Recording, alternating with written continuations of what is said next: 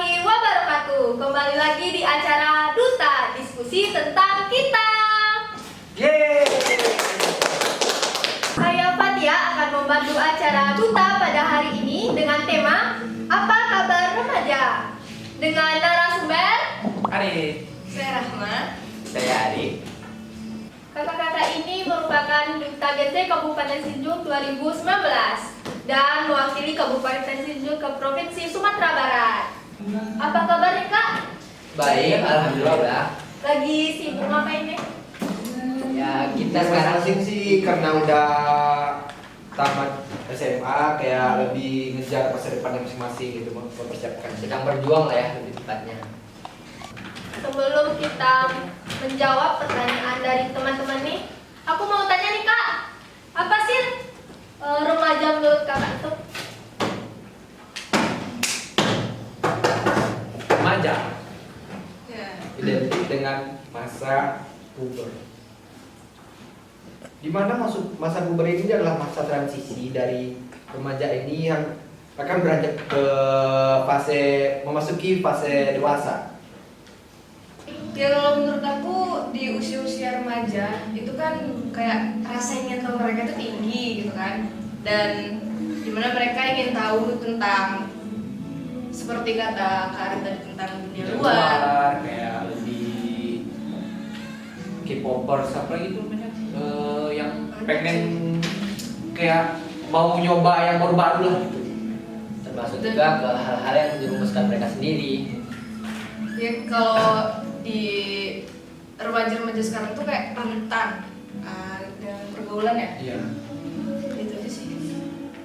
Oke, sahabat Gede, langsung saja kita jawab pertanyaan dari teman-teman kita yang pertanyaan dari @devasila 007 dan @muhammadiksan049. Pertanyaannya, pandangan narasumber tentang remaja yang kesehariannya rebahan dan remaja yang mulai sukses berbisnis, dan apa sih contoh kegiatan yang lebih bermanfaat untuk remaja sekarang? Gimana nih, Pak? Kita mulai dari pertanyaan yang remaja yang yang apa? Kebiasaannya rebahan. Itu kan lebih ke rebahan tuh kan nggak ada manfaatnya gitu kan. Dan Di mana nanti kita nyari rebahan yang bermanfaat gitu ya.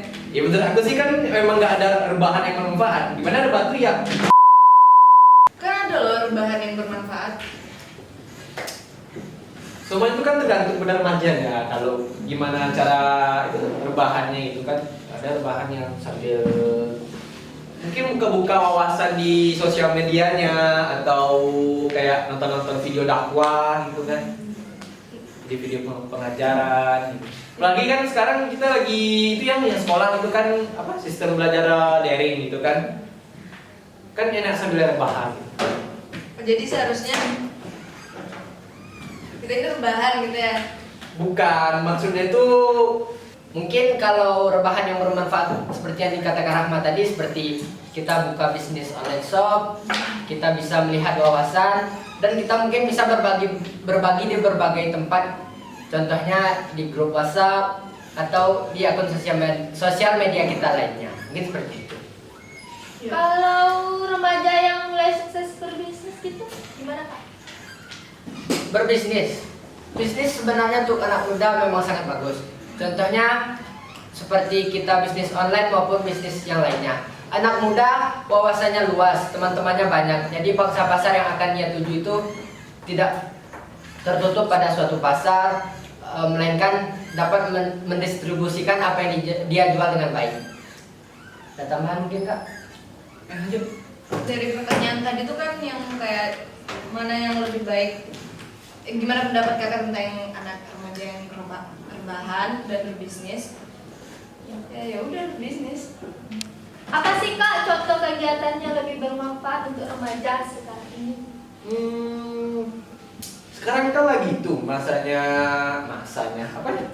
Lagi dilanda pandemi corona. Jadi kayak lebih ningkatkan imun tubuhnya sendiri, sering berolahraga gitu kan. Kayak juga ikut membantu menyuarakan imbauan pemerintah, wajib pakai masker, cuci tangan selalu. Mungkin ada tambahan kan? Dan jangan lupa yang paling penting kita jaga jarak saat kita berada di kerumunan. Pertanyaan kedua dari @syakikos_97. Bagaimana pendapat rekan-rekan tentang penggunaan TikTok di kalangan remaja yang lagi berwabah sekarang ini? Gimana nih Kak? TikTok ya? TikTok. Enggak, kita kan tahu TikTok itu kan ada positif negatifnya. Seperti positif. Oh iya, kayak sekarang nih genre Sumatera Barat kan lagi Tuh, ngadain lomba event. TikTok Nah, gitu kan. itu yang positif. Dan juga contoh lainnya tuh kayak lebih media kreatif kan banyak tuh yang konten-konten kreator, lebih ke media hiburannya gitu juga ada gitu kan. Dan juga di YouTube nih ada akun yang buat tutorial. Gak susah ya, gak usah ngomong karena udah biasa ngomong depan umum. Kayak ada yang tutorial masak, tutorial make up, atau tutorial tempat-tempat aneh. Kayak ada yang main tahu aplikasi Randonautica dengan horor tuh, Oh, ada yang Mungkin kalau udah kita bahas yang positifnya, sekarang kita lihat dari dampak negatifnya. Contoh yang paling mendasar yang bisa kita lihat dari TikTok yaitu tayangan-tayangan yang belum pantas untuk ditayangkan kepada adik-adik kita, teman-teman kita, atau bahkan saudara kita yang berada di rumah sendiri. Contohnya yaitu video-video yang terlalu vulgar dan tidak jarang juga mengandung rasis, sara, dan juga konten pornografi. Oke, pertanyaan selanjutnya ada yang nanyain sama nih Kak. Dari @Zaki Alvaro, @Lapisaftra, dan @Yani Arham. Mengapa di daerah kita sex education itu sangat tabu dan sensitif untuk dibahas di kalangan remaja? Sedangkan itu merupakan salah satu cara untuk mengurangi pergaulan bebas di kalangan remaja. Dan bagaimana cara menyikapi serta menghindari free sex? Gimana Kak? Sex education. Yang pertama, kenapa sex edukasi ini sangat kurang di daerah Sejong ini adalah partisipasi dari remaja itu sendiri. Yang kedua, tentang kepedulian masyarakat terhadap perkembangan remaja yang ada di Sejong ini kan bisa kita lihat yang di Sejong ini kayak lebih mikirin diri sendiri. Terkadang juga ada yang lebih kayak ada yang mikirin juga yang tentang sosialnya gitu kan. Mungkin ada tambahan dari Kak Arina Rahma? Gimana Kak? Mungkin kalau kita bahas masalah seks edukasi, hal yang paling utama terjadi yaitu orang sudah banyak berpikiran lain. Oh, seks edukasi berarti pengajaran tentang seks. Hal ini sudah dapat kita garis bawahi bahwa apa yang dimengerti orang-orang tentang seks edukasi itu telah salah sejak dini. Hal ini mungkin dikarenakan juga akibat kurangnya sosialisasi yang dilakukan oleh mungkin pemerintah atau masyarakat setempat yang tidak mau tahu saja terhadap seks edukasi itu sendiri. Nah, ini pertanyaan selanjutnya ya Kak. Dari @Iva Petu. Menurut Kakak, remaja yang ideal dan diharapkan bangsa itu gimana sih Kak? Gimana nih? Menurut saya pribadi sih, remaja yang ideal dan diharapkan bangsa yaitu tentu remaja yang mengerti tentang pentingnya pendidikan sejak dini. Apabila seorang remaja itu tidak mengenyam pendidikan dengan baik, bagaimana ia akan melanjutkan estafet bangsa dalam meneruskan perjuangan Indonesia menuju negara yang maju. Jika remaja yang ada di Indonesia sendiri masih memiliki kualitas yang kalah oleh remaja-remaja di negara lain, bagaimana kita ingin bersaing dengan negara-negara tersebut? Yang terpenting dari dirinya sendiri dulu, gitu kan, kayak lebih semangat juangnya, lebih kompetitif, lebih kreatif dan inovatif. Menurut Adi.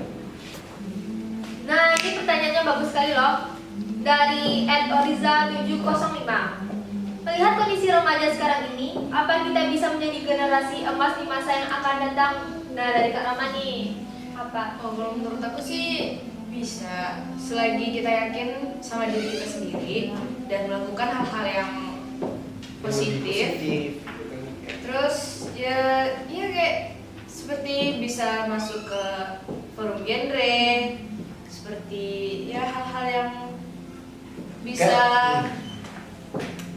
kayak lebih ke introspeksi dirinya sendiri gitu kan, lebih inovatif dan kreatif, kayak lebih menghasilkan karya-karya ataupun kayak ikut organisasi ataupun apalagi itu yang bisa mengasah dirinya sendiri, yang bisa membuat nilai dirinya sendiri itu lebih tinggi dari yang lain. Kata kuncinya sih kita harus yakin dulu terhadap diri kita sendiri. Bagaimana bisa orang lain yakin terhadap diri kita jika kita sendiri tidak yakin terhadap diri kita? Nah, itu dia pertanyaan yang sudah kita rangkum. Jika sahabat genre masih ingin bertanya, bisa di komen di bawah atau bisa langsung ke Instagram @Arif Rashid, Nur Rahmatila, dan Arif Kurnia. Follow Instagram @genre sejunjung. Sampai jumpa di acara